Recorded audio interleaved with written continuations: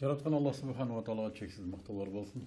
Жана биздин көсөмүбүз, мугалимибиз, окутуучубуз, жол көрсөтүүчүбүз пайгамбарыбыз саллаллаху алейхи вассалам салаваттар болсун. Бүгүн кайрадан биз эфирде Алла Субхану ва Таала насип эткен экен. Сиздер менен дагы бир суроо долбоорунда Муктубек Арыстанбек аягына чейин биз менен болуңуздар. Бүгүн биз сиздер менен дагы бир кызыктуу маселенин тегерегинде маек курабыз.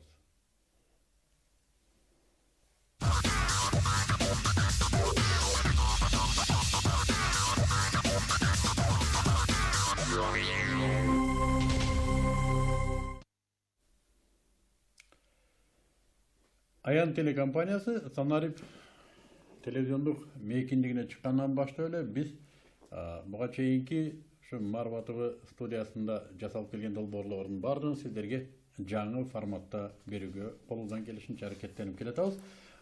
Буга күбө катары ар дүйшөмбү, шейшемби, шаршемби, жума, ишемби ушул күндөрдүн ар бири ушул саат 19-дан 20-га чейинки убакытта түз эфирде долбоорлорго күбө болсоңуздар болот. Ошонун бири дагы бир суроо көрсөтүүсү жуманын ичинде болуп аткан иштерге эң жүйөлүү маселелерге колубуздан келишинче токтолуп сиздерди кызыктырган суроолорго жооп алганга аракет кылабыз. Бүгүн биз ушу коомубуздагы дагы бир бизди кызыктырган маселелердин бири, биз жооп издеген маселелердин бири даават. Ушу биз таблик жамаат аркылуу келген даават тартиби жөнүндө сөз кылгыбыз келди. Жана мен студияга Имам Саракчы медресесинин мүдүрү Бактияр Дамла Шараповду чакыргам. Салам алейкум. Ва алейкум ассалам ва рахматуллахи ва баракатух. Урматтуу телекөрүүчүлөр, бизде түз эфирде телефондорубуз бар. 91 70 70 Бишкек шаарынын коду 0312. Ошондой эле бизге ушул жамаат жөнүндө кандай суроолор болбосун берген аракет кылыңыздар. Мен өтүнөм, бир гана өтүнүч, суроолоруңуздар дарегинде болсо, кызыктырган суроолор болсо, тагыраак айтканда кызыктуу суроолор болсо, анан башка темада суроолорду башка күндөрдө долбоорлорго берсеңиздер болот. Бүгүн биз таблик жамаат жөнүндө сүйлөшөбүз. Кандай ачуу болбосун, чындыкты айтканга аракет кылабыз, жооп бергенде аракет кылабыз. Бактияр Дамла, бул эмне болгон тартип? Бул дагы ушу боюнча бир 2 мүнөттүн ичинде кыскача бул каяктан келди, кандай келди бизге? Албетте бул жаңадан чыккан нерсе эмес. Пайгамбарыбыз саллаллаху алейхи вассаламдын келген максаты мына ошол болчу. Пайгамбарыбыз саллаллаху алейхи вассалам жалпы пайгамбардын максаты мына ошол. Ошондон Аллах Таала Куранда мактаган, силер үммөттөрдүн эң жакшысы болдуңар. Себеби жакшылыкка чакырып, жамандыктан кайтарасыңар деп туруп Аллах Таала ушул үчүн мактаган. Мына ошондон бул жаңадан пайда болгон, анан Индиядан же болсо Пакистандан келген тартип эмес, балким жалпы адам атабыздан баштап эле келе жаткан, өзгөчө эң акыркы пайгамбар саллаллаху алейхи вассалам пайгамбар болгондон кийинки негизги мойнубузга жүктөлгөн милдет дан мына ошол иш. Эмнеге буну Пакистандан келген, Индиядан келген деп айтышат анда? Албетте, жанагы жөнөкөй эле Союз учурун алганыбызда 70 жыл дават менети токтоп калды. Пайгамбарыбыз өлүп, сахабалар, табийиндер дүйнөдөн кайткандан кийин дават менети токтоп, 70 Союз анан башка болуп туруп, кийин кайрадан токтоп калган нерсени жандандырган Ильяз рахматуллахи алейхи Индиядан чыккандыгы үчүн ошол жактан келген деп туруп наам ошого берилип калды. Мына ошол эле сөз.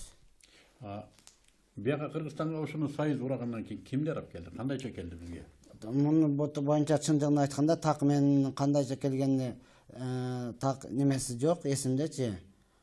Так билбейт экенмин. Кыскасы биздин бул таң калтыра турган нерсе эмес, балким жаңылык дагы эмес. Бул адам атабыздан баштап келе жаткан жана мойнубуздагы негизги милдет мына ошол. Бул түшүнүктүү да. Эми ошону Шейх Ильяз деген окумуштуу иштеп чыкты деп атат. Ошол кишиден Кыргызстанга кандайча келип калганын билесиз деп атам да. Жок, кандайча келгенин билбейм, бирок ал менет кылгандан кийин ошол Пакистандан, Индиядан бул жакка атайын азыркы тил менен айтканда дааватчылар. Ошол чакыруучулар атайын келип туруп, өздөрүнүн ошол жакшылыкка чакырып, жамандыктан кайтарып туруп. Кайсы жылдары болду? Мен негизги өнүккөн жылдары бул негизи 1961 жылдары келген негизденчи. Кыргызстанга. Союз учурунда эле. Союз учурунда эле. Бирок алар азыркында дават кылган эмес, балким айланып эле машина менен айланып дуаларын кылып туруп, бизде эзелтеден сөзүбүз бар, жамгыр менен жер көгөрөт, бата менен эл көгөрөт. Алар дуа кылып ушуларга дагы иман тилеп туруп кете беришкен. Кийин 91 жылдары. Союз учурунда бизге кире алган бекен ушулар. ошолор кирген, бирок чыныгы азыркыдай даватчымын деп келген эмес. Турист болуп туруп, же болсо содегер болуп туруп, ошондой келип туруп, андан кийин алар өздөрүнүн дуасын кылып, Аллах Таала дуа кылып, бул жерде дагы жакшы элдер бар экен, меймандос, биздин элибиз эзелтен эле меймандос болгондуктан, ошондуктан буларга ушул бир аз эле мээнет керек, аракет керек. Иман дагы бар. Ошондуктан ошол иманды аракетке салып коюу керек. Ошол эле нерсе болгон. Жандануусу кайсы жылдардан башталды? Жандануусу биздин мен билишимче эң ишке кириши ошол 2000-жылдардан башталды. 2000-жылдар. Силер Пакистандан окуп келдиңерди? Жок, мен Кыргызстанда эле окудум. Мен Кыргызстанда эле окудум. Анан экинчиси, бул жаңы келгенде кандай кабыл алды биздин эл? Албетте биздин элибиз эзелтен ата бабабыз баягы динге жакын, дин менен жашап келгендиги үчүн муну башында бир аз негизден түшүнбөстүктөр болду. Негизи баягы илимдүүлөр негизги бүткүл ааламга дин Орто Азиядан таркаган да. Имам Бухари, Имам Тирмизи депчи. Ошондон бизде илимдүүлөр, молдолорубуз болгондуктан биринчи уккан адам анык түшүндү. Бар экен биздин эле нерсени айтып атат. Бул жаңылык эмес, Куран бардык ушул дават, Куран ушул туурасында деп кабыл алды. Туура, эми бар 5 кол барабар эмес экен, кээ бирөөлөр каршы чыгып келе жатат, азырга чейин элечи. Азырга чейин эле каршы чыгып келет. Неден себеби? Негизги каршы? Себеби түшүнбөстүк эле. Эмнесине каршы? Каршы болуп эмнеси жакпай атат? Жакпай жаткандыгы эле албетте жанагы биздин элибизде ата бабабыздан сөз бар, отко айдасаң какырга качат, же болбосо башка нерсеге качат дегендей элечи. Ошондой эле ошол отко айдаса, ошол жака качып аткандыгы. Бул башка элдерде да ушундай. Башка элдерде деле ушундай эле. Жана узун шөлбүрөп кийинип алды, буту кийир, баласын бакпай чыгып кетти. Ушул сөздөр качан башталды? Эсиңизде барбы? Бул сөздөр эсимде, ооба. Бул сөздөр негизиден башталганда 2004-2005 жылдары башталган. Себеби албетте анда ошол учурларда күчөп баштаган учурда чынында эле бизди бир жолго салып кое турган адам болгон жок да. Илимдүүлөр баардыгы эле баштаганда кетти ура менен эле чыгып кете берген. Туура бул нерсе элдин айткандагы ошондой башында шалбырап, себеби биздин өзүбүздө негизги кие турган тапичке өзү жок эле да. Баштаганда тапичке да жок. Баштаганда негизи тапичке деле жок эди. Ошол анан бутуңа эмне болгон болсо ошону кийип кете бергенбиз. Жалпы элде коомчулукта ошол нерсе да. Кийин ошону менен эле сиңип кеп туруп, алхамдулилла бир аз мээнеттин себебинен Алла Таала берди. Анан бүгүнкү күндө ал тапичкеси жок. Давачылар машина айдап калды. Бүгүн джип айдап жүрөт. Бүгүн джип айдап жүрөт. Баягыдай эле айтат да, мынау дагы эле шөмтүрөп кийинип жүрөт, тапичкеси деп бутунда өтүк кийип алса да тапичкеси деп айтат. Ошол себеп башында көзгө сиңип калган, ошол эле сөз айтып атат да. Туура алдыга жылды, оңолду дештин ордуга эски убакытта көргөн. Бирок туура элдин айтканда кабыл кылыш керек, өзүбүздүн кемчилигибиз. Адам баласы көбөйгөндөн кийин тартипке салып алыш өтө кыйын нерсе экен да.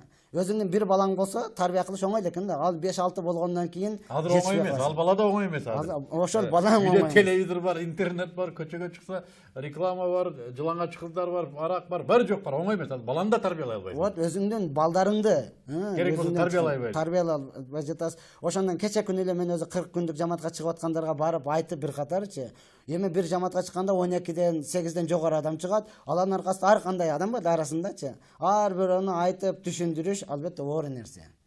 Аллах разы болсун. Азыр бизде студияда түз эфирде Бактияр Дамла, Имам Сарахси медресесинин мүдүрү, Кыргызстандагы ушу төбөсү көрүнүп калган даватчы дамларыбыздын бири. Атай ушу таблиг жамаат дават системасы жөнүндө сүйлөшөлү деп чакырдым эле.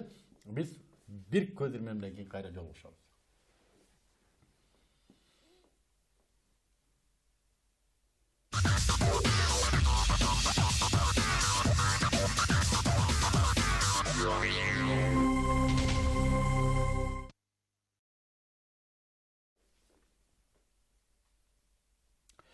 Assalamu alaikum урматтуу телекөрүүчүлөр, назарыңыздарда дагы бир суроо. Түз эфирдебиз 91-70-70. Кимде бүгүнкү дават системасы жөнүндө, таблик жамаат системасы жөнүндө, тартиби жөнүндө суроосу болсо, бизге чыксаңыздар жооп бергенге аракет кылабыз. Бүгүн бизде студияда Бактияр Дамла Шарапов, Имам Сарахси медресесинин мүдүрү.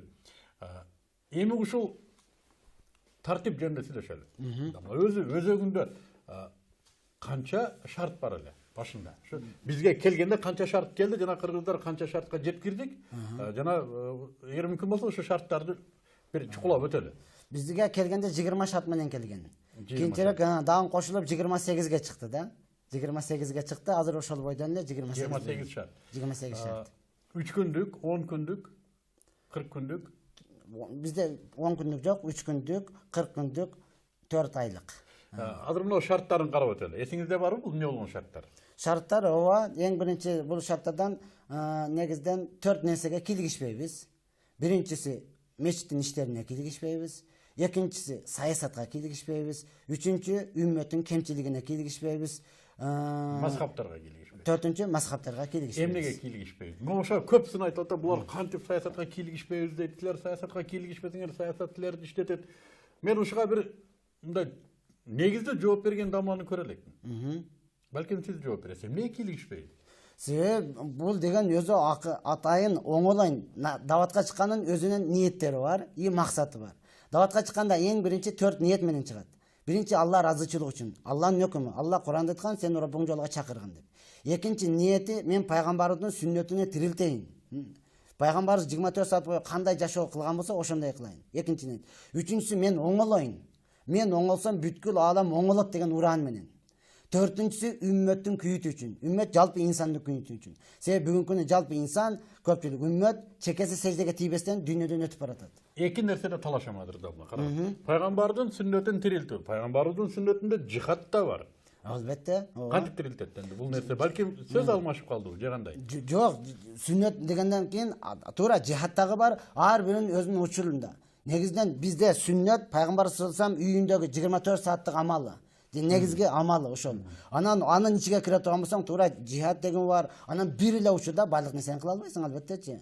Анын өзүнүн шарттары бар. Азыркы учурга ылайык сүннөтүн тирилтүү. Азыркы учурдагы ооба. Эми үммөттүн күйүтү дедиңиз. Үммөткө кийлигишпейбиз дедик жана үммөттүн күйүтү кандай түшүнөбүз? Үммөткө кийлигишүүдөн бул жерде саясатка деп атабыз. Саясатка кийлигишпейбиз. Бирок үммөт бүгүнкү күнү намаз окубастан дүйнөдөн өтүп баратат. Үммөт эгерде үйүндө бүгүнкү күнү бир чыны жетишпесе, канча тополоң, канча уруш, канча жаңжал, конок келе жатат дегенде концерт башталат да. Аял айтат, эркек болуп алып келип койбойсуң. Үйдө чыны жок. Эркек айтат, кошунаңдан алып тур, эжең болот го. Сурап коет. Аял айтат, кайта эле сурай беребизби? Өткөндө өзүңөр алып албайсыңар деп айткан. Болду, ошон үчүн эми канча ызычуу жаңжал. Бүгүнкү күнү үйдө бир намаз окулбайт. Курандан бир аят окулбайт. Бул үммөттүн күйүтү эмес, анан эмне? Албетте. Ошондуктан үйгөгө ошол Куран келсе, үйгө ошол хадис келе турган болсо, эми Куран дегенде биздикилер өлгөн учурда эле окуп калат да. Өлүккө түшкөн. Өлүккө түшкөн, өлгөн учурда эле окуш керек. Андан кийин баардыгы эмне кылат? Жер карап калат да. Ошондуктан эми дагы айтыла берет болсо негизден сөз көп, бирок биздики өлгөн учурда болуп калдаган айыт күндөрү, Курбан айт күндү дагы айыттап жыргаш керек эле, Куран окуй коелу деп туруп баардыгын настроениyaсын өтүрүп атат. Эртең менен көрүстанга барабыз. Эртең менен көрүстанга барабыз.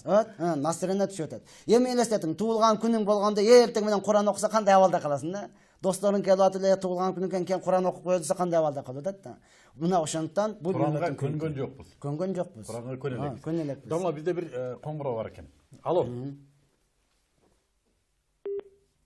Үзүлүп калдыбы? Кечирим сурайбыз телекөрүүчүлөрдөн 91-70-70. Дамланын сөзүн бөлгүм келбеди. Мүмкүнчүлүк болсо дагы чыгыңыздар. Кийинки 4 шарт. Кийинки 4 шарт, 4 нерсени сүйүп аткарабыз. Биринчиси түнкү тахажжуд намаз деп коет. Ошол нерсени сүйүп аткарабыз, ибадатты. Экинчиси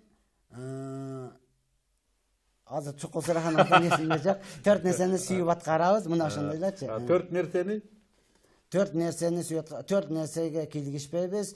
4 нерсениден мен теманы башка жака бурайын. Ошондой кылыңыз, ооба. Түз эфирдин өзүндө жараша ушундай нерсеси бар. Өмүр бою даватта жүргөн адамда сурап калса, балким бул табисиз толкундама. Буну табабыз азыр. Мен да чыгып жүргөн эле адам элем. Мен да эсимен чыгып атат. Ушул мен айтам да, силер өзү чыкканыңар 3 күн болсо. Ооба. Калган 27 күн саясатта жүрөсүң. Калган 27 күн үммөттүн ичине кийлигишип жүрөсүң. Мечиттердин счётчигин текшерип жүрөсүң. Мазхаптардын ортосунда фитна кылып жүрөсүң 27 күн. Анан 3 күн өзү даватка чыксаң. Анан ушул жерде да кийлигишесиңби дейм да. Өзү чындыгында эрге чыгыштан максат үйрөнүш деп атат. Ооба. Ошону адамдар түшүнбөйт экен. Мына кече эле ичип жүргөн алкаш дейт. Эми азыр мени үйрөтүп атат ушул дейт. Ал эмнеге чыгып сүйлөп атат? Өзү кечеги ичип жүргөн адам. Али башы тарай элек. Ал минбарга чыгып алып эмнени сүйлөйт? Албетте ал меморга башында ошондой болчу. Азыркы чыккан учурларда ар бир жамаатка негизден илимдүү кошулат. Бир илимдүү болбой турган болсо, мурдатан 4 айга 40 күнгө чыгып келе жатканы кошулат. Ошондон баянга чыкканда мурдагы чыгып жүргөн бир нерсени айта турганда айтылат. Мурда 2000-жылдар ошондой эле, чыккан болсо да чыгып айта бер деп туруп, анан ал кээ бирөөсү жекчанды айтып берип, кыскасы ойга эмне келе турган болсо ошолорду айтып берип, өзү таасирленгендиктен бардык нерсени айтып берип келген. Ошондуктан канча сахабаларды кыргыз кылып жибердик. Кала берсе адам ата кыргыз болгон дегенге чейин бардык. Обо деген сөз, оба деген сөздөн. Адам деп анан бир эле кыргыз айтат экен да. Адам деп бир эле кыргыз айтат экен. Ошондон адам деп атпайбы? Кыргыздар адам дейт, башкалар адам дебейт. Инсан дейт экен арабтарчы. Мына ошондой деп бул адам ата кыргыз болгон деп ушуга чейин бардык. Иса алейхисаламга бакалашканы карматтык. Эң кедей ошо. Иса алейхисалам эң кедей болгон экен да. Анан анда эч нерсе жок экен, бир эле бакалашкасы болгон экен депчи. Эми бакалашка деген кичине чыкпады.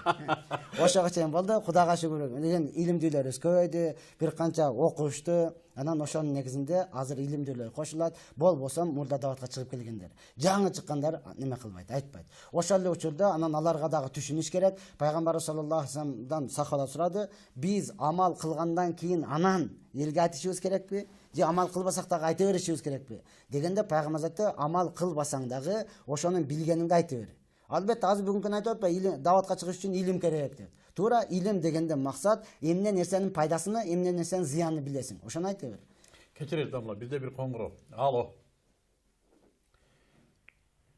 Алло, ассаламу алейкум. Алейкум салам. Суроо берейин дедим ошо дават жөнүндөчү. Биринчи суроом ошолга даватчылардын кийимдери жөнүндө. Кийимдери шөлбүрөгөн. Ошол элдер айтышат го.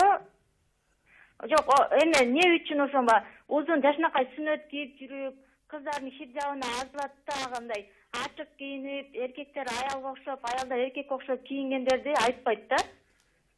Мен сурооңузга түшүнбөдүм. Эркектер аялга окшоп кийингенден ушул жамаат жөнүндө айтып атасызбы же деги?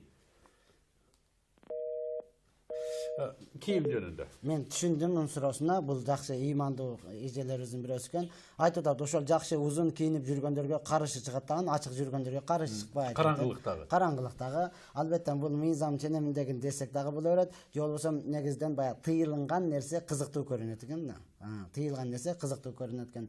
Ошондон мен негизи эле айтып келемин. Бул узун кийинген, жаанып жүргөн караңгылыкка алып барат. Эски жашоого эскилик бул депчи. Жок, негизги адам баласын негизде адам болуп туруп, эң өнүгүп, учуна чыккан, чокусуна чыккан жери бүткүндөй денесини кийим менен жапкандыгы да. Эгерде макул эскиликке жаңылык алып бара десек, булардыкы андан бетер эскилик апарып коет. О токойдун арасында жалбыракты жаап алып туруп эле, жапайлыккачы. Жалбыракты жаап алып туруп эле жүгүрүп жүрө берсин. Дама мен акыркы кезде бир нерсени байкадым да. Бул телекөрүүчүлөр айтып аткандай шөлбүрөп кийингендер азайып калды. Эмнеге? Азайтты. Же көз караштар өзгөрдү, же ал кийимдин кызыгы кетти. Жок, кызыгы. Неден азайды бул кийим? Бизде негизги талап ушуга жараша болду. Албетте шүгүрчүлүк кылышыбыз керек. Президентибиз, ыймандуу өкмөтүбүз дагы талаптарды койду. Биз аны китептерди карадык. Толугу менен карасак, эч кандай немеге каршылык жок экен шариаткачы. Ошондон негизги сүннөт ата бабабыз мурдагы диндеги кандай кийинип келген. Ошондонго ылайыктуу келет экен. Китептерди бүтүндөй кийим туурасында көрдүк. Ылайыктуу келет экен. Жалпы элге айтып түшүндүрүп атабыз. Мындай эле кийсең, бул дагы сүннөткө ылайыктуу. Сенин эң негизги сүннөткө ылайыктуу болгону денең чукуруң чукур, дөңүң дөң болуп көрүнбөсүн. Ошол эле учурда биротол эле шалбыраба, өзүңө жарашыктуу, толугу менен кийине бер деп туруп элге дагы түшүндүрүү иштери жүрүп атат. Кудайга шүгүр бир канча оңой калды. Мен бир-эки жолу даватка чыкканда ушу сүннөт, пайгамбарыбыз кийген кийим. Ушуну кийбесең ибадаттарың кабыл болбойт дегенге чейин сендер укканбыз да. Албетте. Анан ошентип жүрүп биз эми кие баштаганда кайра жок. Жок, муну кийбейбиз, эми костюм кийебиз дегендер кылып калдык. Бул адамдардын тез өзгөрүлмөсү эмнеден пайда болууда? Илимсиздиктен. Ал себеп ушу биз мен чындыгында азыр узун кийип эми үйрөнө баштадым да. Азыр кээде жумушка да узун кийинип барып калам. Ошо тизеден кадимки эле карасам биздин ата бабаларыбыз чындап эле ушундай кийген экен. Алиги чарчы анан кур байлаганчы бир аз кыскарып калат экен. Анан мен да өжөрлөнүп дамла. Пайгамбарыбыздын сүннөтү дегенден өжөрлөнүп изилдедим ошо. бул каерде муну сүрөт тартылып калды экен деп. Жанан көрсө пайгамбарыбыздын ар жерде айткан кийим жөнүндө, кийинүү жөнүндө айткан хадистерин чогулса өзү ушундай кийим чыгат экен. Ооба. Өзү чындыгында мен ошондой тиктирдим өзүмө. Кенендиги мындай болсун, кирчимел болсун, жөнөкөй болсун, бага элеги мынча болсун деп эме кылсам ошо кийим чыкты. Мен өзүм тиктирдим ушуну. Ошону кийип жүрүм. Эми ушуга үйрөнүп бак ушундай кийели ал десек, кайра костюмшумга өтүп атасыңар. Бул эмне? Бул деген негизденчи эч кандай шариатка каршы болбогондугу. Биринчиден жанагы сиз айткан сөз, башында ушуну кийбесең, сен мусулман эмессиң, ушундай кыйсаң, ал бизге деле айтылган. Эгерде даватка 3 күнгө чыкпасаң, сен деген мусулман эмессиң. Сенин илимиң илим эмес дегенчи. Ошол да эң тез өзгөрө турган инсан экен да. А сизге карап жылмайсам, жылмайсыз. Эң десем эле кайтып өзгөрө каласыз да. Кабаңыз алып туруп элечи. Эң тез өзгөрө турган. Өзү бизде илим бар болуп туруп эле, карасаң баардыгы илими жоктор чыгып алып эле, анан эгер даватка чыкпаса, ал деген алым эмес, ал деген илим эмес десе, анан чыктык да, эле жокчу. Чыгып толугу менен тартипке келе турган болсок, бул илимсиздиктен эле айтылган нерсе экен да. Караңгылыктан. Али билбегендиктен. Албетте билбегендиктен. Илим менен дават жөнүндө баягы бир кызыктуу сөз айттыңыз. Бизде чындыгында азыр ушундай сөз жүрөт. Даватты илимдүүлөр кылсын деген. Ооба. Канчалык деңгээлде ошо туура? Бул анык эле даватты илимдүүлөр кылсын, бирок бул шарт эмес. Илимдүүлөр кылгандан кийин себеби ал толугу менен кандай кылып алып барса, толук акырга чейин чыга алат. Илимсиз алып барса, барып туруп башка жолго сала берет экен. Мына бүгүнкү күндө ачык айтыш керек, баш ийбеген жамааттарыбыз бар. Буларды инкаршик деп коебуз. Илимсизден кылып келип башында сонун келди аларчы. Келди дагы бүгүнкү күнү бардык нерсени инкар кылды. Машина мингенге болбойт, тамак жегенге болбойт, тамак жегенге да болбойт. Тамак жегенге дагы азыраак жешиң керек. Кичине пайгамбарыбыз жеген. Az жеди. Аз же, ал айтты. Анан булардын дагы эң туура эмес жери, ал учурда аз жеген, анан булардын ката кеткен нерсеси бары туруп иштеппейт да. Сахабалар жалбырак жеген дейт. Өзү акчасыны эмне кылбайт, баягы сараңды кылтып иштетпей жүрөт. Анан кийин аз иштетиш керек. Алланын жолуга. Мындай кыл, иштебе, Алладан гана болот. Иштебе деп айтышабы? Айтышат. Бүгүнкү күнү инкаршы жамааттары деп туруп, аларга дагы мээнет болуп атат бүгүнкү күнү. Бир канчасы толук түшүнгөндөр кайтып атат. Алар телевизорго чыга береби? Жок, алар жок. Мен чакырат элем ушуларды. Чакырсаңыз, сизди ошол замат эле экөөсү тең мусулманга кошпой коет. Неге? Динден чыгарып берет. Бул даджал. Бул даджал пайгамбарыбыз заманында жок болгон. Силер ушуну менен алек болосуңар. Кыскасы, алардын сөзүн угуп турсаңыз, ушунчалык деңгээлде. Бизге ушулар да кереги окшойт. Ушуну да көрүшүбүз керек. Бардыгын көрүшүбүз керек. Бизде бир коңгуроо бар экен. Алло. Алло, assalamu alaikum. Алейкум салам рахматулла. Жакшы передача болуп, жакшы кылыптырдар үчүн Алла разы болсун. Сиздерге да. Суларды ушундайларды көп берсеңиздер, көп алып берсеңиздер. Күндө көрүңүздөр, күндө кызыктуу көрсөтүлөт чыгат Кудай буйрса. Ошо биздин каналыбыз. Башкаларга да айтыңыздар, өзүңүздөр да көрүңүздөр, күндө кызыктуу чыгат Кудай буйрса. Анан ушу суроолордо көп дамуулар бар, ошолордо чакырсаңыздар. Чакырабыз. Иншалла. Азыр баардыгы менен сүйлөшүп атабыз. Алла разы болсун сизге иншалла. Алла разы болсун сиздерге. Рахмат. Дамла, мен бир нерсени сурайын атам. Мына илимди, даватты илимдүү кылсын деген. Мен мисалы үчүн диний илимим жок. Мен эмне кылайын? Сиз дагы кыла бериңиз. Себеби пайгамбар илимдүү кылсын деп атпайсыңарбы? бул шарт эмес. Айтып келип атпаймынбы? Пайгамбарыбыз айткан, "Баллигу анни вала ая". Менден бир аят болсо дагы жеткиргиле деген. Баллигу пайгамбарыбыздан өкүм берип атат. Жеткиргиле. Илимдүүлөр тарасын деген хадиспи? Жок, хадис жок. Негизден хадис болбогон нерсени хадиске эмне каршы коебуз анда? Бизде айтып атпайбы? Хадисте бир аят уксаң да тарат деген Тарат хадис. деген, Билимдүүлөр таратсын деген эч кандай өкүм жок. Бул элибиздин эле талабы болуп атат. Жок. Андай эч кандай же ичип үйгөн дамалардынбы? мүмкүн ошондой болушу дагы. Ачык эле, мүмкүн, ооба, ошондой болушу. Себеби мен айтам, даже бул дин душмандарынын сөзү деп. Албетте. Дин душмандарынын сөзү бул. Аны биз туура кабыл алып атабыз, туура кабыл алып Мен атабыз. түшүнөм. Даратты мен үйрөтө албайм. Ооба. Гусулду үйрөтө албайм. Мен мурасты үйрөтө албайм. Ооба.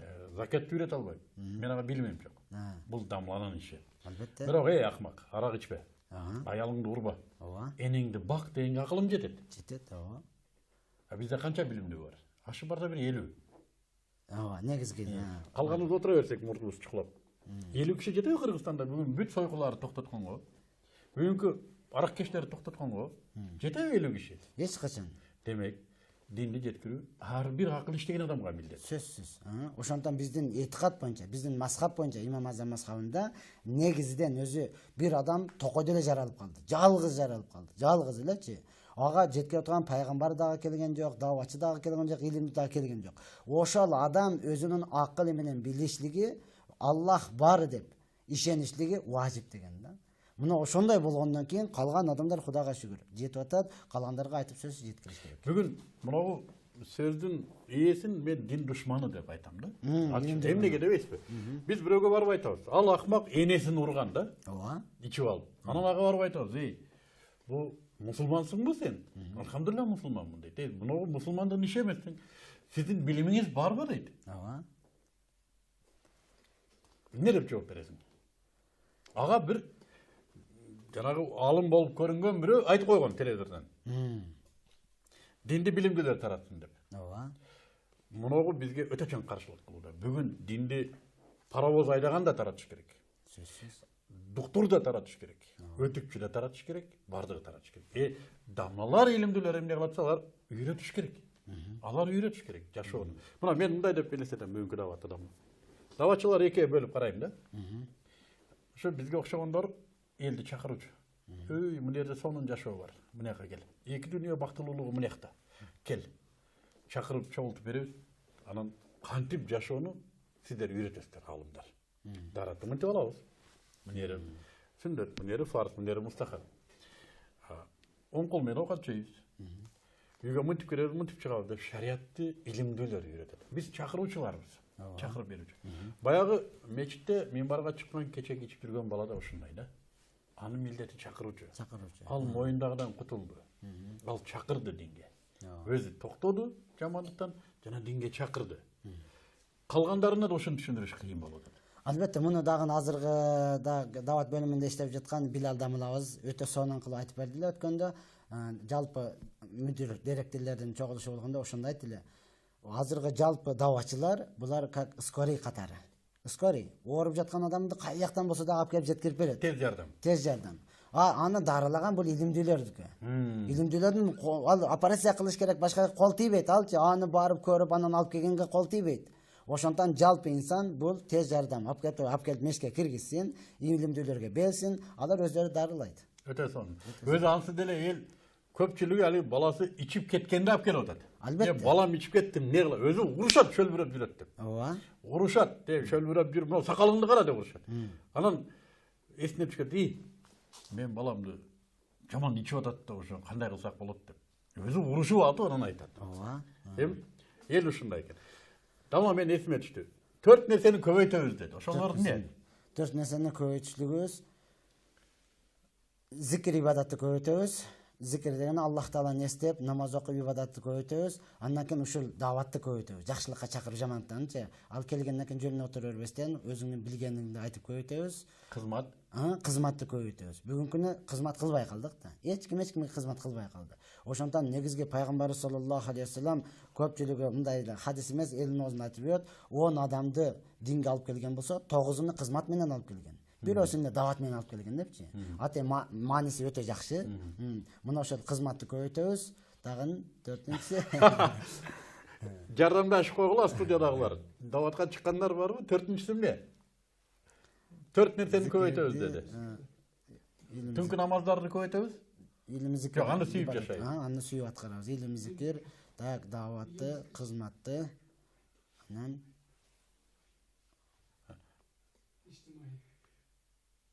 Мына көрдүңүзбү? Көптөн бери даватка чыга элек экенбиз.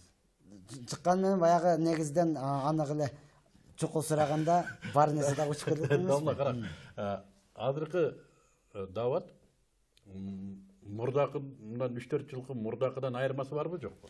Айырмасы бар. Эмнеде? Айырмачылыгы таасиринде.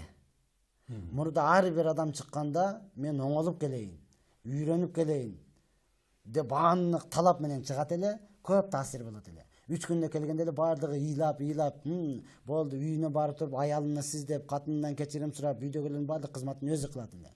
Бүгүнкү күнүгү айырмасы баардыгы чыгып келатат, 3 күн эмес 4 айга чейин чыгып келатат, андай таасир калган жок. Үйрөнүп калдыбы? Себеби билип алдым деген нерсе болуп атат да. Ошондон өткөндө бирөө отуруп тамашалашып атат да, карыган кемпирлер мындай кылып отура берет эмеспи? бирок ушинтип караган кемпир отурса, жаш баласы сураптыр да, чоң эне ушинткенди деле билесизби? Жок, мынткенди дагы билем деп аркага айландырып коет. Азыр баардыгы эле билем болуп калды да, билем болуп калды. Негизги сахабалардын жылдыз болушлугу, пайгамбарыбыз сахабалар достордун жылдызга теңештиги мына ошондой сыфаты бар эле. Эмнени сураса дагы сахабалар Алла жана анын элчиси билүүчүрөөк дейт эле да. Арафа күнү Хаджатул Вада билет, бардыгы эртең Арафа деп даярданган, бардыгы Арафада турат. Пайгамбарыбыз сурады, бүгүн кайсы күн десе, сахабалар бардыгы жооп берет, Алла жана анын элчиси билүүчүрөөк депчи. Бизде сурашлаган оозуңан чыга эле мындай да туурабыдамыла деп кайра айтып коет да. Оңдоп коет да. Оңдоп коет, кайра айтчы. Демек бүгүнкү даваттын деңгээлин өзгөртүү керекпи? Жок, бүгүнкү Таасири мурдагыдай болбой калса. Жок, дават ошондой эле. Адам баласы өзүнө оңдош керек. Мен билбеймин деген нерсени анык билиш керек. Анан мен баягы даватка чыкканда Балким чындап эле бул жана пластинка ойной берсе, адам кааласа каалабаса билип калат да, жаттап калат чындыгында. Окуганы бир 2-3 эле китеп даватта, туурабы? Фазаил амал, фазаил намаз, фазаилдер, туурабы? Ооба. Ушул бир мен билгенде бир 7-8 жылдан бери. Балким талим даваттын ичинде талим системасын өзгөртүү керектир. Балким жаңы китептерге өтүш керектир дейм да. Балким чындап эле адам булар биле тургандай жаттап калгандыр.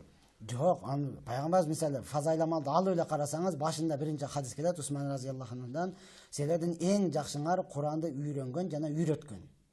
Ошол 2000-жылдан бери 4 айга кайра калтырбастан чыгып келе жатканды карасаңыз дагы, азыр Куранды туура эмес. Ал эмнени үйрөнүп калды? Өткөндө таасирленип Демек хадистерге амал кылынбады, ал жолу китепти жаттады. Китепти жаттады, окуп эле койду. Анан айтса жөнүн айтып атат, Куран окуганга аракет кылган жок. Биздин имам Аззам мазхабында сыймыктанабыз го. Ошол өмүрүндө 70 000 жолу Куранды хатым кылып бүткөн, башынан аягына. Өткөн бир жылда айтсам, илимдүү бала экен, жакшы бала экен. Айтты, дамыла кечиресиз, туура эмес айттыңыз, 43 000 эле дейт. Макул, мен талашпадым, 43 000 экен. Бирок сен өмүрүңдө канча миң жолу хатым кылдың? Куранды башынан аягы бүтүрдүң. Жок нерсе да. Анан дагы бир нерсени айтам дедим эле. Так, азыр эмне болуп калды? Бардыгы эле. Пайгамбарыбыз айтып атат, сен эң жакшыңа Куранды үйрөнгөн жана үйрөткөн. Өткөндө Бишкектен орус улутундагы бала мусулман болуптур. Мусулман болгондого 6 ай болуптур. 6 айдын ичинде Курандан 60 барак жаттаптыр. Куран 300 барак, 60 пара. 60 барак, 6 пара деген сөз. 10 барактан. Ошол эми мусулманга келип айтып атат. Мен ислам динине киргенден бери жашоом өзгөрдү. Ушунчалык рахат алып атам. Бирок 6 айда араң 60 барак эле жаттадым. Муну мен качан бүтөм? Мен буягым күнөөкөрдө чирип калганда, сен ата бабаңдан бери мусулмансың. Сага Куран башынан аяк жатка болсо керек, дегенге мусулман азыр келем деп ордудан турган менен кетип калыптыр да, болчу. Жооп бере албайт. Жооп бере алган жок. Жооп бергенге дагы 60 барак жаттадым десе, бул 6 барактагы жаттай элек. Азыр Фатиханы эптеп окуй албайбы. Вот, азыр Фатиха айтканыңыздай 7 аят болсо, аны окусаң 70 жерден катасы бар да.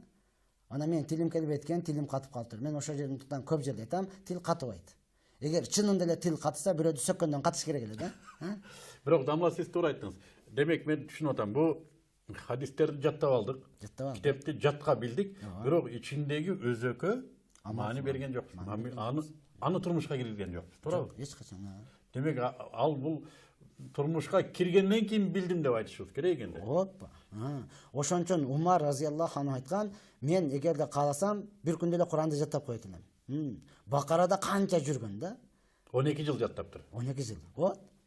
Ал амал кылайын деп жүргөн да. 12 жыл жаттап бүткөндө төбө союп той бериптир. Биз бир канча көзүрмөмдөн кийин кайра жолугушабыз. Студияда Бактияр Дамла. Аягына чейин биз менен болуңуздар.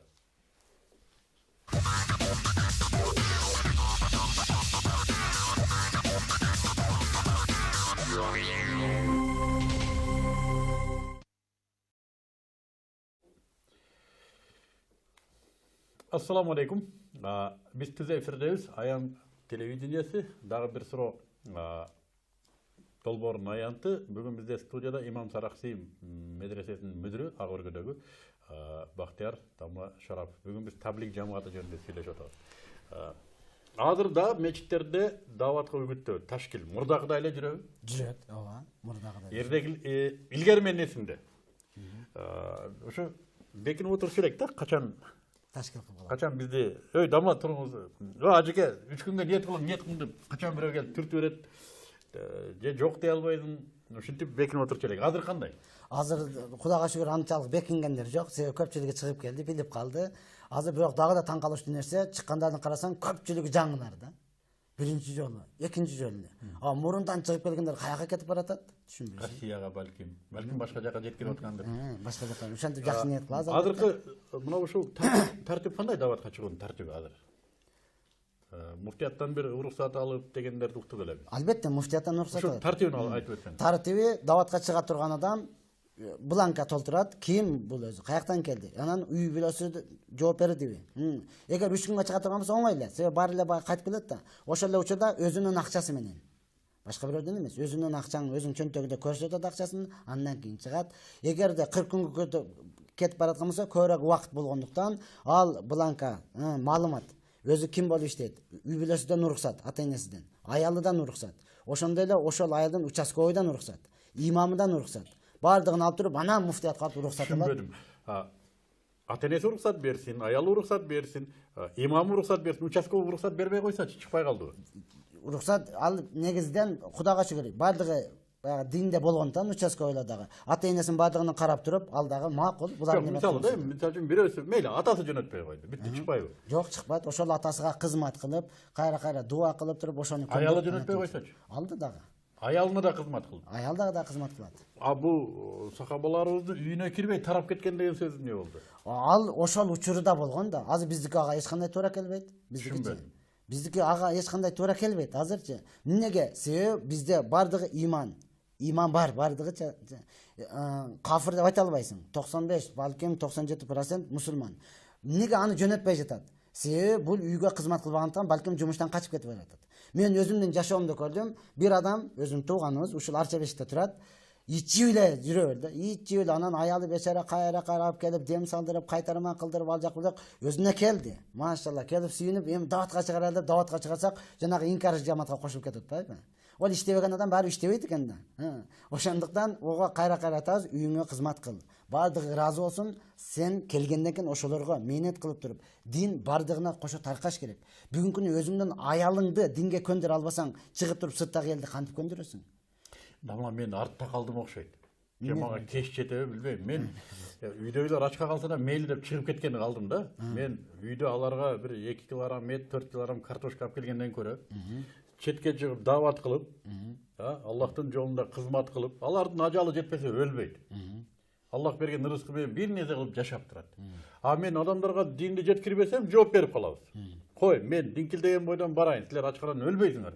Атаң бар, энең бар, кошунаң бар, тияктадагы бирөө бар, ошондон бир күндө бирден нан алып туруп 40 күн өлбөйсүң. Мен барып элиме дин жеткирип коеюн деп чыгып кеткенге эми келип атабыз да, мисалы үчүн. Мен эми акылым жетип атат ошого. Анан эми силер айтып атасыңар, жок, аялың уруксат бербесе чыкпа. Жок, албетте үйдөгүлөргө баардык нерсени алып келиң. Туура, бардыгы бажа болушу кыйын нерсе. Бирок үйдөгүлөргө ошол сиз келгенге чейин жанагы Үйдөгүлөр чыкпа дейт. Чыкпа, бизди ким багат дейт. Албетте, сиз бакпайсыз аны, бирок негизден мен айтайын да, силерди мен бакпайм, Аллах багат. Кой, мен чыгып келейин деп чыгып кете берсем болбойбу? Жок, болбойт. Себеби сиз алып аткан учурда аялыңыздычы, Алла багат, мен жөн эле алып атам, төшөк эле болсо болду деген жоксуз да. Туурабы? Ошондуктан биз 40 эле күнгө чыгып кетип калсам болбойбу, уруксат сурабай.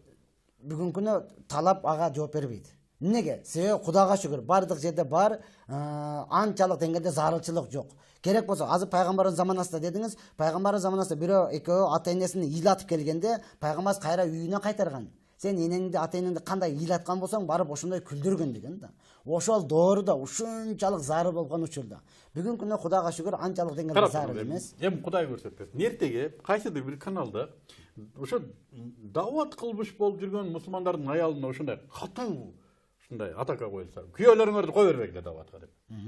Ушундай, азыр кыйын эмес. Телевидение аябай көбөйдү, гезит аябай көбөйдү. Барак таратуу иш эчтеке деле эмес. Интернет толтура. Ооба. Мен сага жооп бербейм де, күйөөң үйдө калат дейт. Аялдарыбыз эч кимиси күйөөсүн жооп бербей койсо эмне кылат? Андай болушу мүмкүн эмес, акылга дагы сиңбейт. Себеби Советтер Союзунда 17 миллион адам кырылган. Кыргызстанда 40 миңге жакын болду кырылды. Муну да бир кимдир бирөө мүмкүн эмес деп эсептеген. Себеби Кудайга шүгүр, негизден мойнуңузга алыш керек, эркекти эркек кылган аял киши. Динге эң чоң салымын кошкон аял киши. Ошондон бүгүнкү күнү биз аял затынан ачык айтканда эфирде кандай болуп калат, ананчы көңүлүнү көтөргөндү билбей калдык да. Көңүлүнү көтөргөндү билбей калдык. Биз өзүбүз эле айтабыз, аял заты кулак менен сүйөт депчи. Бирок ошого жакшы сөз, Азыр карасаң бардыгы эле кризис. Каяктагы кризис? Минген машинаңды кара, жеген тамагыңды кара, дасторкон үстөгөнү кара. Каяктагы кризис? Бүгүнкү күнү жакшы сөздүн кризис болуп калды. Аял затыга жакшы мамиле кылып эле жакшы айтып, дагы мындан дагы жакшыраак нерсени үйрөнүп келейин деп айта турган болсо, баардык аял беш колдоп эле жөнөтөт да. Иш кылып подход кылып чыгыш керек. Подход кылып чыгыш керек. Рахмат, бизде бир коңгуроо. Алло. Алло, ассаламу алейкум. Алейкум салам. Алло, ассаламу алейкум. Алейкум салам. Ошо дават жөнүндө эметейин да, даваттын шарттары бар го, мисалы 3 күн, 15 күн, 40 күн, 4 ай депчи. Анан ошондо даватка чыгаарда шарты менен чыгат да, мисалы үй жайында оокат ашы барбы, жетиштүүбү депчи. Мисалы мен билишимче, мен маалыматыма караганда мен туугандарым деле бар да, тааныш билиштерчи. Өздөрү акчага муктаж болуп туруп, бирөөдөн карыз алып 4 айга кетип калат да. 4 ай аялы ачка ар кимден ун сурап, башка сурап, ушинтип жашагандар мен өз көзүм менен көргөм да. Анан ошон үчүн даваттын тартиби менен тиги ошол үйүндө каражаты барбы даватка чыкканга, ошого көз салуу деген болобу? Анткени ушу үйүндө аялын бала чакасын ачка калтырып дават кылып жүргөн бул туура эмес го дейм да. Мен түшүндүм. Алла разы болсун. Мен түшүндүм. Айтып атпайм, балким мен артта калдым окшойт ушул жашоодон. Мен артта калсам керек. Жа кийин мага кеч жеткенде эле бул да мага кеч жетти окшойт да. Мен силердин артыңардан кууп жеткенче силер аябай алдыга кетип калып атат экенсиңер. Мен айтайын дедим эле. Мен үй бүлөмдү да бакпай даватка чыгып кеткеним үй бүлөм үчүн ушул жакшылык деп айтат элем да. Хасанул Басри деген алым айтып атат. Биздин жаныбыз бейишке умтулат, аялдарыбыз, балдарыбыз тозокко тартат. Мен ушул сөздү эми түшүнүп атам. Өмүр бою үй бүлөңө кызмат кылып келдиң да. Өмүр бою диван алдың, аны алдың, муну алдың, тигини алдың, муну алдың, тиги апарыш керек, буга апарыш керек. Апкел. Тойдубу? Тойгон жок. И тойбойт. Эми 40 күн Аллахтын жолуна өлбөйсүң чыгып кетейин десе, анда да уруксат алышың керек. Ага да чыгам десең, апкел дейт. Анан чыгасың. Апкел жок, мындай кылып апкел, болсом чыкпайт. Бул кандай дават энди? Акыйкатта жанагы эле башынан баланы жашынан аялды башынан дейт го. Башынан келгенде эле негизден биз өзү үйлөнүп аткан учурда үйлөнүүнүн тартибин билбестен үйлөнүп атабыз да. Үйлөнүүгө даяр болбостон эле үйлөнүп атабыз. Ошондон канчасы үйлөнөйүн десе, ата энеси өзү эле коркуп жашап атат. Турмуш татаал, турмуш оор, турмуш кыйын. Мен айтып элем, жок, турмуш торт, турмуш малина, турмуш деген таң аттуу кештин киришин күтө турган нерсе. Мына ошондон үйлөнүүнүн алдын үйлөнүүнүн маселесин билип ала турган болсо, мунчалык деңгээлде проблема болбойт эле. Мунчалык деңгээлде үйдө ызы чуу болбойт эле. Жана башында эле айтып аттым. Бүгүнкү күндө жана сиз айткандай үйдө бир чыны жетишпесе, дагы эле алып кел. Эркек эмесиң, анандай депчи. Дин жетишпесе, эч кандай ой жок болот. Диниң менен ишим жок, алып кел. Вот, ишим жок болот. Ошондуктан урматтуулган, негизден элге ошо пикирди сиңирип бериптир да. Үйүндө жей турган наны жок, ал шөмтүрөп кетти даватка. Ал даватка кетпей койгон үчүн эркектерибиз эрге тийип атат да. 35 000 кыргыз бүгүн эрге тийип атат, эркектер. Эмнеге? Ал катынын багамда үйдө отуруп алгандыгы үчүн. Туурабы? Аялыңан уруксат алып кел, сен даватка чыкпайсың деп молдо ушундай кылып аткандыгы үчүн. 35 000 кыргыз, анын балким ата энесинде да молдолор болгондур. Мүмкүн, ооба. Эркектер эрге тийип атат. Эмнеге? Мен катынын багамда үйдө отуруп алганым үчүн. Канча кыздарыбыз үй бүлө кура албай жүрөт. Эмнеге? Телевизордон аяк бияктан жалтырак менен ар нерсени алып жүрөт. Биз топудай элбиз да, оңдойбуз десек 50 бала оңдоп койт Кыргызстанды. Албетте, ооба. 50 бала оңдоп кой турган динибиз бар. Эмне болду десе, кайра эле ушу турмушка тыгып атабыз. Же мен кеч жеттим окшойт өзү. Эми мен үйгө барып кечирип сурайт окшойм, кой туруп мен эми сага кызмат кылып анан уруксат берсең чыгайын дейм жагандай. Жок, албетте, бул нерсе оңой эле нерсе экен да. Себеби биз баягы амалга ашырбаган себептен эле анан канчалаган жерде мен бүгүнкү күнү аял күйөөсүнүн укугуну, эркек аялынын укугуну билбей калды, бербей дагы калды. Өткөндө ушул туурасында айтсам, бирөөсү айтат, аны сен аялыңдын мойнуңа минип алат го депчи. Аны мингизип эмне кыласың? Эки буту бар жөнүнө басып жүрө берсин. Сен негизги пайгамбарыбыз бекеттен айткан жок. Силер аялыңарга жакшы насаат айтып тургула. Жөн койсоң кыйшык бойдон кылат. Түз дейм десең сындырып аласың. Анткени ал кабыргадан жаралган деди да. Эми кыйшык бойдон турган нерсе ал жөн турбайт экен, сайгылап турат. Жана айткандай элечи. Үйдө бар, дагы эле сурайт да, кошуна холодильник алып тур. Эмне болду? Бар го сеники. Ал деген сөз жаңылаш керек да. Ошондуктан ага жакшы. Аны албасаң чыкпайсың да. Аны албасаң чыкпайсың. Ошондуктан жакшы насааттарды айтып туруп, мындай кыласың, мындай кыласың деп туруп көңүлүнө көтөрө турган болсо, керек болсо өзү дагы даяр да. Мен качан чыгам? Менин убактым келдиби? Мен дагы чыгышым керек. Албетте, ислам дининин эң биринчи муфти болгон аял киши. Айша энебиз, ислам дининде эң биринчи шахид болгон аял киши Сумайя энебиз, ислам дининде эң биринчи Аллахтан өзүнүн саламын алган аял киши Хадича энебиз. Аялдар даражасын Алла көтөргөн, биз эмес. Ошолорду жеткирип, анык билдирсең, алар бардыгы даяр болот. Аллах разы болсын. Биздеги даваттын келечеги жөнүндө оюңуз кандай?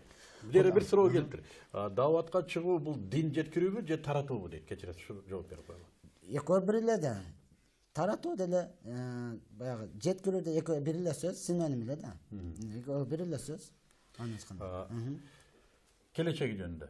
Келечеги Кудайга шүгүр, бул азыр шүгүрчүлүк кылышыбыз керек. Президентибиз өзү дагы уруксат берди. Аны кыла бергиле деди. Толук шүгүрчүлүк кылышыбыз керек. Президентибиз өзү 7-ci микрорайонго үй бүлөсү менен бирге туруп мечит салып атат.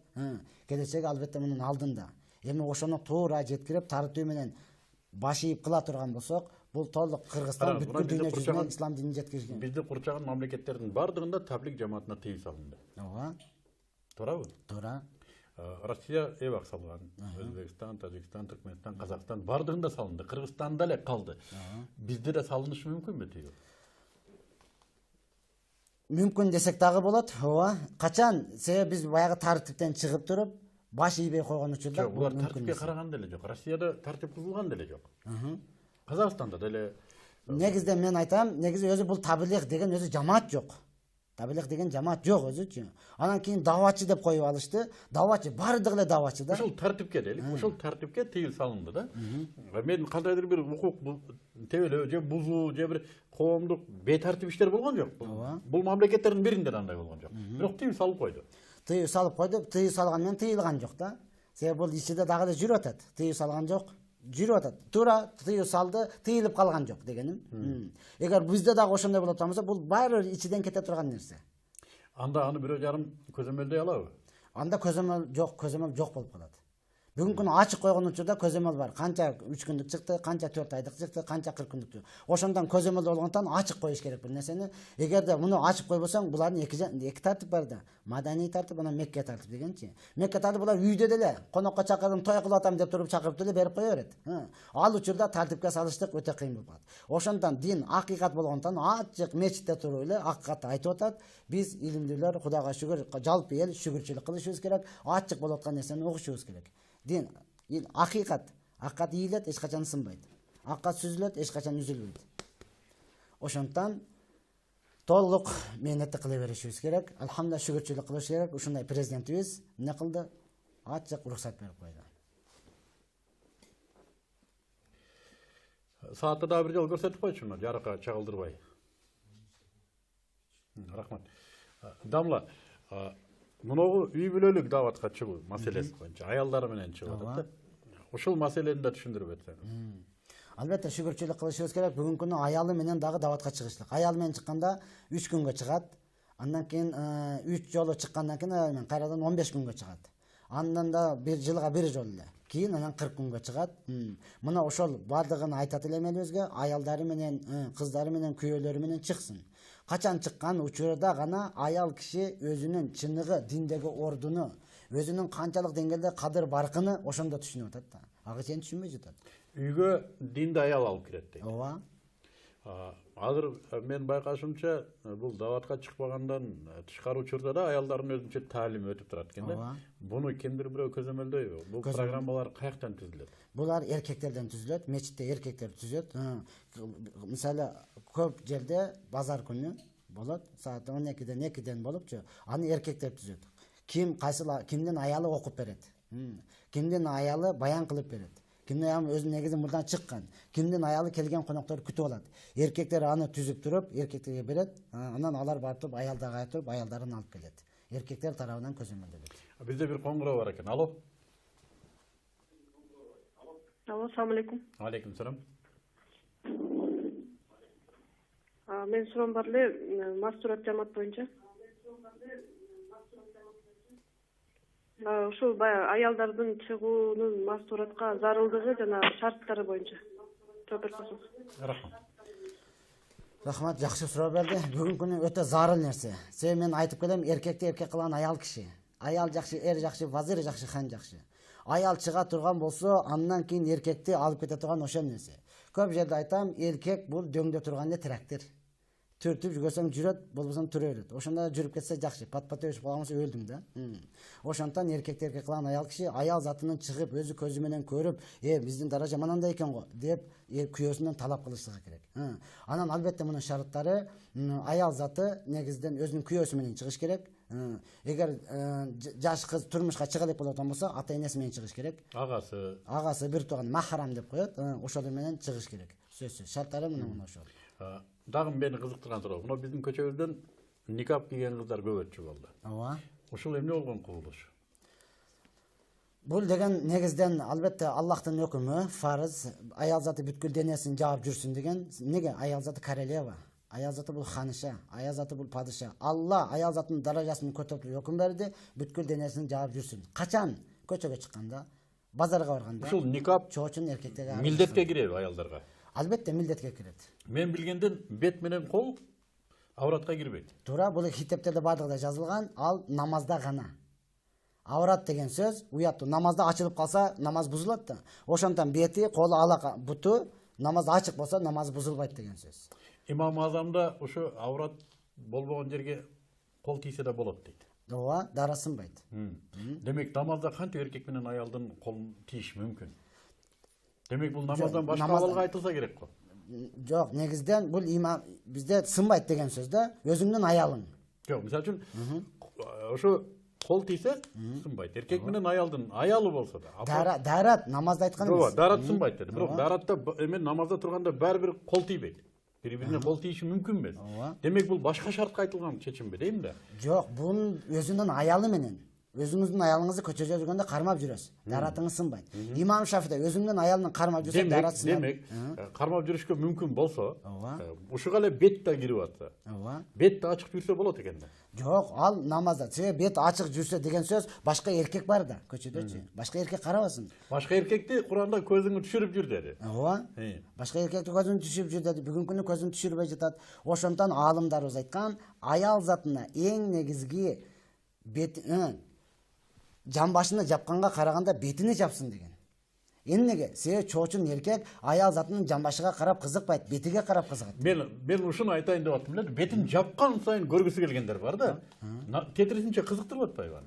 Кызыктыргандан көрүнгөн жок да. Ал кандай экен билинген жок. Ага эми ал эмне кыла албайт? Өзүнүн сүрү бар, тийише албайт, ышкыра албайт. Караңыздар. Биздин эл шөмтүрөп кийинип алды деп кийимге каршы чыкты эле, костюм кийип калдык да. Буга деле каршы чыгып атпайбы? Буга деле каршы чыгып атат, ошондон кайра неме кылып атабыз, айтып атабыз, кап-кара эмес. Ак болсун, кызыл болсун, түсүн өзгөрт. Биздин элибиз каралыккөн эмес деп атат. Албетте биз негизги салтты кармайбыз. Качан шариатка каршы келбесе. Шариатка каршы келдиби, анда салтты кармабайбыз. Мен мисалы үчүн көп мусулман өлкөлөрүн көрүүгө Алла насип этти да, бардык эле жерде никап менен эмес. Ооба. Эмнеге? Себеби бүгүн фасад заман. Фасад адам баласы динди толугу менен кармагысы келбейт. Ошондон пайгамбар акыр заманда динди кармап жүрүшлүк бул колго чокту кармагандай. Ысык келет. Балким никапка эртедир азыр. Анын эрте кечи жок. Кимдике жеткен болсо, коом түшүнүш керек, коом сыйлаш керек. Мисалы үчүн мен Мисирде жүргөндө көрдүм да. 3 кыз кетип атат. Бири мини юбкачан, бири христианка, үчөө тең араб. Моюнда мындай крест бар, бири хиджабчан, үчөө мектептен тамашалап чыгып кетип атат бири менен бири. Кадимки эле ортактардай. Коом деле эч кандай бир алайып көлөйүп караган жок. Балким коомдук маданият ушуга жетиш керектир. Ал дагы бир жагдан, бир тарабдан туура болуш керек. Ошого бүгүнкү күнү мээнет болуп аткан үчүн, аракет болуп аткан үчүн, кайра ошого дават болуп аткан үчүн. Ошондон да зарыл нерсе. Алло. Алло. Ассаламу алейкум.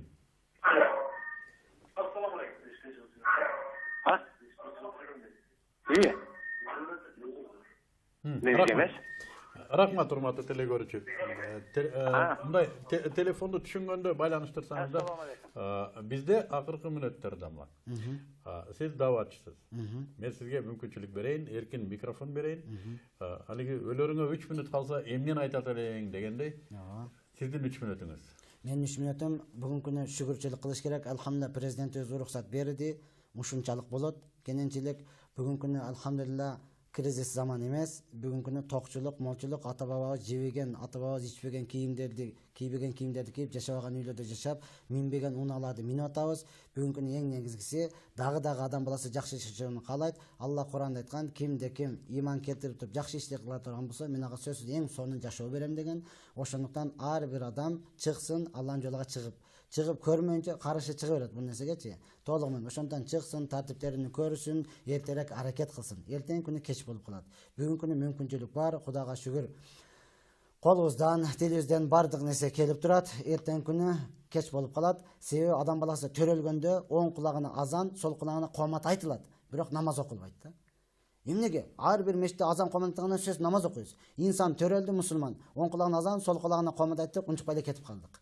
Качан намаз окуйбуз? Эртең өлгөндө жаназа намазы окуйт экенбиз да. Демек биздин жашоо азан менен намаздын ортосундагы эле өтө кыска жашоо. Өтө кыска жашоо. Кайсы жаназаны көрдүңүз? Азан айтып окулган. Кайсы жаназаны көрдүңүз? Коомат айтылган. Мейли алым болсун, муфти болсун, өлдү унчукпай туруп окуй бересиң. Азан айт, жок. Жок дегенде коомат айт, жок. Эмнеге айтылган? Качан төрөлгөндө? 70 жыл болбодубу? Ал Аллахтын сенин алдыңда 70 жыл. Алланын алдында бир 7 мүнөтчөлүк болгон жок да. Жашообуз ушунчалык кыска жашоо. Ошондуктан ибадат кылып туруп, динге дагы салым кошуп калсын. Бүгүнкү күнү жана сиз айткан шофёр шофёрлугун кылсын, уста усталыгын кылсын, койчулук койчулугун кылсын, содагер содасын кылсын.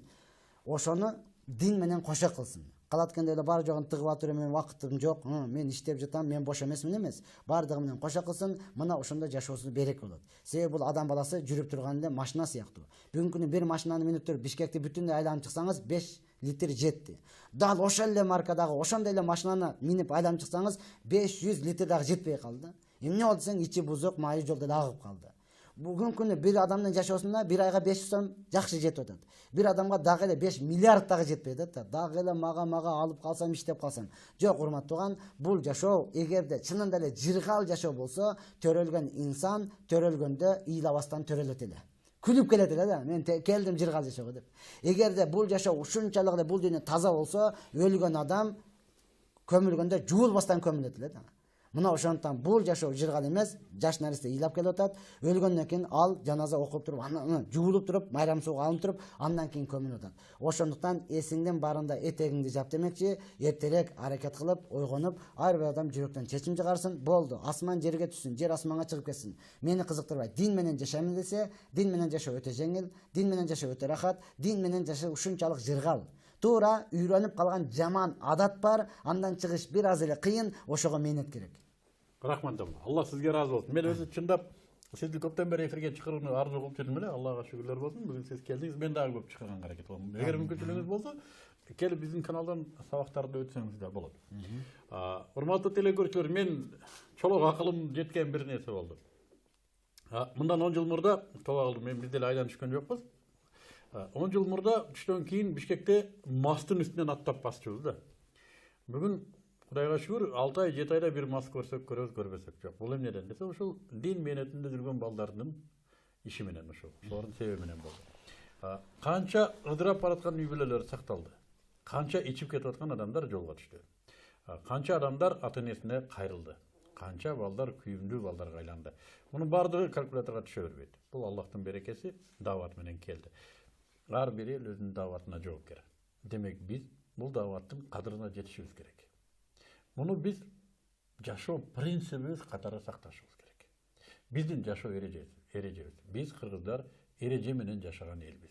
Эрежеси жок, дабдырап калган эл эмеспиз. Биздин бүгүнкү жашообуз бул ислам дини менен болуш керек. Ар бир нерсенин эрежеси.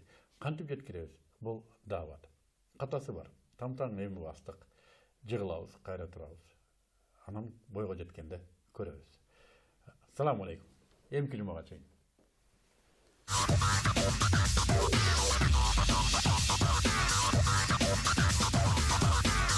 Yeah.